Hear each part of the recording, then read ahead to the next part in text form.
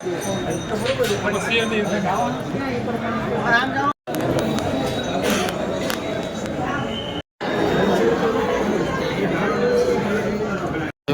અભિષેક કરેલું હોય છે તે આપણે જળ હોય છે. જય માતે હર મહાદેવ, જય ગિરનારી મહારાજ. મિત્રો ફરીથી આપણા એક નવા વિડીયોમાં સ્વાગત છે. 2025 મહાશિવરાત્રીની અંદર તમારું બધાનું સ્વાગત છે.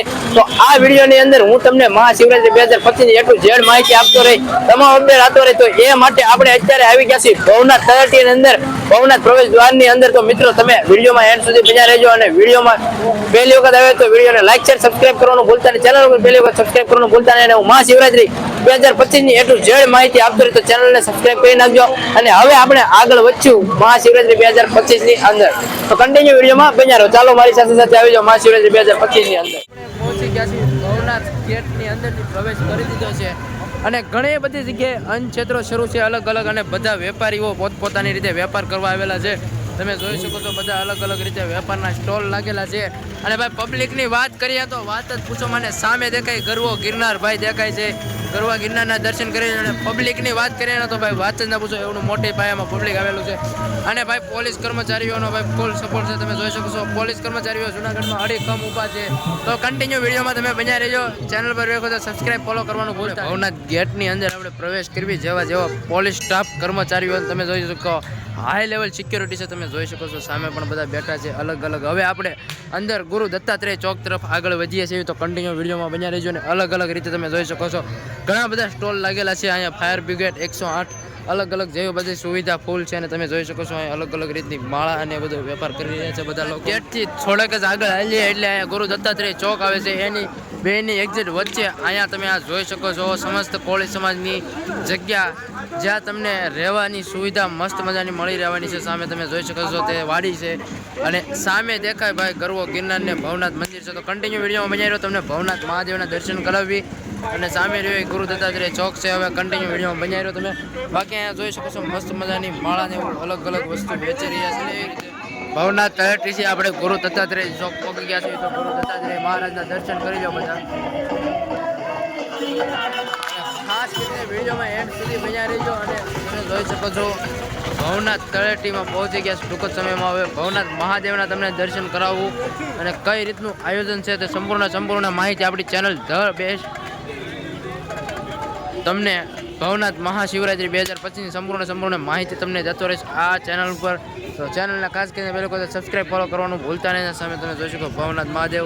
તો નજીક જઈને હમણાં તમને દર્શન કરાવી તો કોમેન્ટમાં હર હર મહાદેવ લખવાનું. મહાદેવના દર્શન કરવા જઈશું. સાથે સાથે તમને અહીંયા ટેલિસ્કોપ દ્વારા ગુરુ દત્તાત્રેયને મા અંબાના દર્શન કરાવે છે. ખાલી 10 રૂપિયામાં કરાવે છે. તમે જોઈ શકો છો અહીંયા ટેલિસ્કોપ લાગત છે બધા. અને હવે અહીંયા બધા સાધુ સંતોના અખાડા આવેલા છે, અને અન્નક્ષેત્ર પણ એટલા શરૂ છે. તો હવે આપણે સીધા જશું ભવનાથ મહાદેવના દર્શન કરવા અને મુરગી કુંડના દર્શન. ભવનાથ મહાદેવના રઘુનાથ દ્વારે પહોંચી ગયા છે. તો મિત્રો તમે માનવ મહેરામણ જોઈ શકો છો. પબ્લિક મિત્રો જોઈ શકો કેટલી મોટી સંખ્યામાં બધું પબ્લિક આવેલું છે. મિત્રો તમે જોઈ શકો છો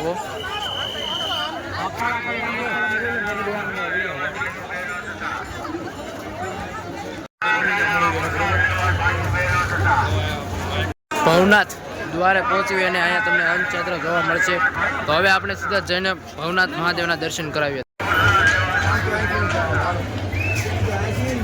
તો હવે મિત્રો તમને અંદર જઈને ભવનાથ મહાદેવના દર્શન કરાવું. તો છેક સુધી વિડીયોમાં બન્યા રહેજો.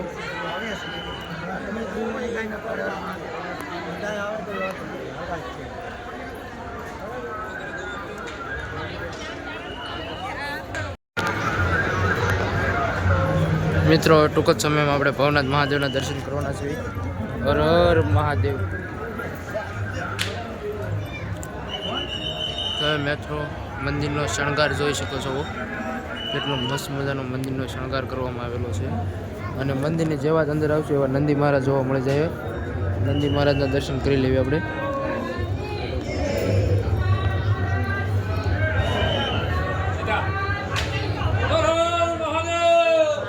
હર મહાદેવ, હર હર મહાદેવ, હર હર મહાદેવ, હર હર મહાદેવ.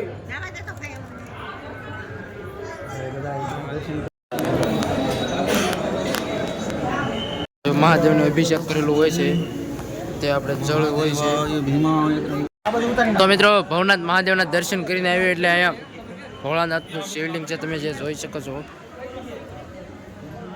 કોમેન્ટમાં હર હર મહાદેવ લખવાનું ભૂલતા નહીં. મહાદેવના દર્શન કરીને આપણે આવી ગયા છીએ મુરગી કુંડના દર્શન કરવા.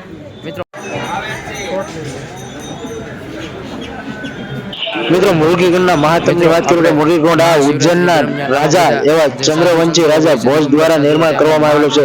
લોક કન્યાનું મૂળ સ્વરૂપ કન્યા રૂપે પરત મેળવવા રાજા ભોજે આ સ્થળે વહેતી સુવર્ણ નદીના તેમાં સ્નાન કરાવેલ અને તેનું કન્યા રૂપે મૂળ સ્વરૂપ પરત આપતા તેની યાદમાં નદી ઉપર કુંડ બનાવ્યો અને તેનું મુરગી કુંડ નામ આપ્યું.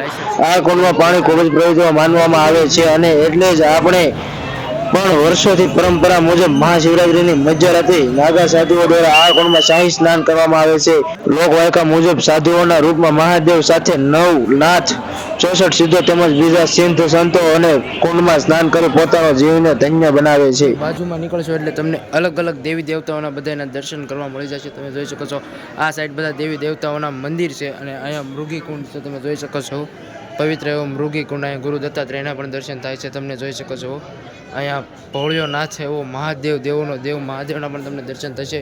તો હવે આ રીતનો કંઈક આ છે મૃગી કુંડ અને આ છે મહાદેવ ભોળિયાનાથનું મંદિર. મિત્રો તમે ભવનાથ મહાદેવના દર્શન કરવા માટેની ભાવિ ભક્તોની ભીડ તમે જોઈ શકો છો. કેટલી મોટી સંખ્યામાં ભાવિ ભક્તોની ભીડ છે. ફાઇનલી અત્યારે આપણે મહાદેવના દર્શન કરીને આવી જાય ને અત્યારે આપણે જૂનાગઢના આપણી સાથે સ્થાનિક જોડાઈ જશે. તો મહાશિવરાત્રી વિશે તમે તમારા વિશે મહાશિવરાત્રિ પ્રાચીન કાળથી આવેલી, જેથી દત્ત મહારાજના અહીંયા બેસરા હતા. પછી પ્રાચીન કાળથી આવેલો છે. આ મેળાનો મહિમા મોટો છે. અહીંયા વર્ષની અંદર કોઈ બી પણ શિવ રૂપ ધારણ કરી ને યોગીની હિસાબે સાધુની હિસાબે અહીંયા આવે છે. એને જો કોઈ વરતવા વરું દર્શન દેવો એને મળી જાય છે. બીજો પ્રશ્ન એ છે કે આ શિવરાત્રિ જુનાગઢની અંદર જે ઘૂમણો મેળો છે ને એમ આ મહત્વનો છે. અહીંયા આપણે આવવાથી તમામ પાપનો નાશ થઈ જાય છે. કેમ કે સામ શિવના સાકાર થાય છે, દર્શન થાય છે. અહીંયા સાધુ બાબા નાગા બાબા શિવના રૂપમાં હોય ક્યારે બેઠા હોય કોઈને ખબર નહીં, પણ ભગવાને વરદાન આપેલું છે કે વર્ષની અંદર હું એક ફેરી આવી ને તમારા ભવનાથની અંદર આવે છે. એની હિસાબે બધી પણ પબ્લિક આજે તો પ્રાચીન કાળની અંદર આપણે ગલદા વડવા આવતા અત્યારે તો બધા આવે છે, પણ આનો પછી પરિક્રમાનો બહુ મોટો મહિમા છે.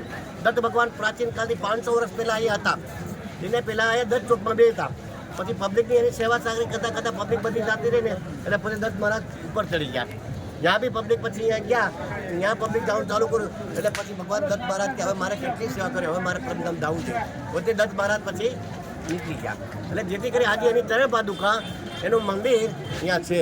આજે જેવો કંઈ પણ જાય છે ઊંચો રે ગઢ ગિરનાર, વાદળથી વાતું કરે નમળા એની નાર, આ મોટો ગિરનાર છે જે હિમાલય પહાડ છે ને એની હારવાર સામગ્રી થાય ને અહીંયા 33 કરોડ દેવતા 64 ઝોપડી 52 વીર બેઠા છે. આ ગિરનાર માટે પ્રાર્થના કરી પહાડવે કે ભાઈ જો હું ખાલી અહીંયા નહીં જાય, એ મોટી ખાણ હતી. પછી એને અહીંયા ઉપદેશ કરવામાં કે અહીંયા લાખો માણસ પડીને મરી જાય છે. રહેમાન ઉડી ઉડીને આવે છે, દેવતા લોકોના પડતા હતા એમ ને મરી જતા હતા. એટલે ભગવાને આદેશ કર્યો કે ભાઈ જા ગિરનારને ઉપાડ્યો કે તું ત્યાં જઈ ને ખાણ બુરી દે. એટલે ત્યાંથી ગિરનારને પાકું આવી તો હું જાઉં ખરા પ્રભુ, પણ મારામાં 33 કરોડ દેવતા બે ને માણસો મારી જાત્રા કરવા આવે તો હું જાઉં. એટલે ભગવાને કીધું તથાસ્તુ, તું 33 કરોડ દેવતા બેસશે તારી ઉપર ને તારી જાત્રા કરવા આવશે બધા. તેથી તે આવી ને ગિરનારે વાસ કર્યો. પછી ગોરખનાથ ને અહીંયા 7 ઉપર બેઠા છે કેમ કે એને અહીંથી ભેગ લઈ ને ઉપર આપણા ગિરનારની સીડી ઉપર જાવ એટલે ગોરખનાથ ઊભા આવે છે. ત્યાં પૂર્ણ પરમાત્મા બેઠા છે.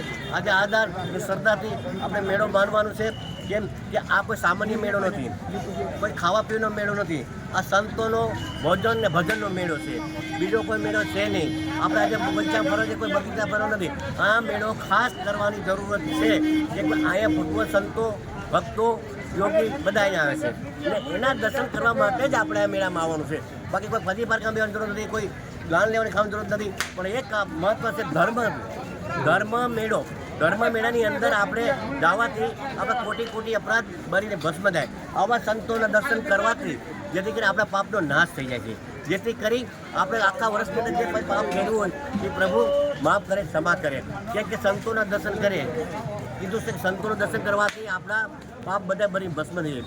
આખા દિવસની અંદર આપણે જે કે પાપ કરતા હોય, જે કે ગુનાહ કરતા હોય, એક વર્ષની અંદર તુરંત પરમાત્મા આપણે તક આપે છે કે આજે બધા સાધુ સંતો ગાગા બાવાની જમાત નીકળશે, એના દર્શન કરી એમાં સેમ શિવ હોય છે. એમાં ભગવાનને વરદાન આપણે કે 2 વર્ષમાં એક ફરી જુનાગઢના ગિરનાર મેળાની અંદર હું આવીશ અને હું બધે દર્શન દઈશ. જો મને પારખનાર હશે એ પારખી લેશે. એટલે આ કોઈ મેળો સામાન્ય નામ હતા. હું તો કહું જેમ કુંભનો મેળો છે ને એમ ગિરનારના મેળામાં આવવું જરૂરી છે, જેથી તમારા માટે મોક્ષ માટે જય ગિરનારી. જય ગિરનારી. તો મિત્રો આપણે અહીંના જે સ્થાનિક હતા એને ખૂબ સરસ માહિતી આપી ગિરનાર મહાદેવ વિશે, લીલી પરિક્રમા નહીં પણ આપણે મહાશિવરાત્રી વિશે સરસ મજાની માહિતી આપી એ બદલ એ ભાઈનો ખૂબ ખૂબ આભાર. અને આગળ હવે તમને વિડીયોમાં હું એન્ડ સુધી બન્યા રહેજો. હજી ઘણી બધી માહિતી આપશું મહાશિવરાત્રી 2025 વિશે, કઈ રીતનું શું છે, કેટલા અન્નક્ષેત્રો છે, કેટલા અખાડા છે, તમને A to Z માહિતી આપશે. કન્ટિન્યુ વિડીયોમાં બન્યા રહેજો. તો મિત્રો હવે આ વિડીયોને અહીંયા જ પૂરો કરશું. ફરીથી એક નવા વિડીયો એટલે કે પાર્ટ 2 ભવનાથ મહાદેવ મંદિર એટલે કે મહાશિવરાત્રી 2025ના પાર્ટ 2 સાથે મળશું. તો બધાને એ પહેલાં જય માતાજી, હર મહાદેવ, જય શ્રી રામ. અને ખાસ કરીને ચેનલ પર નવા હોય તો ધન ઇન્ડિયાને સબસ્ક્રાઇબ કરી નાખજો. અને વિડીયોમાં પહેલા હોય તો લાઈક, કમેન્ટ અને શેર, સબસ્ક્રાઇબ કરવાનું ભૂલતા નહીં. મળી એક નવા વિડીયો. ત્યાં સુધી બધાને જય માતાજી, હર મહાદેવ ને જય ગિરનારી મહારાજ.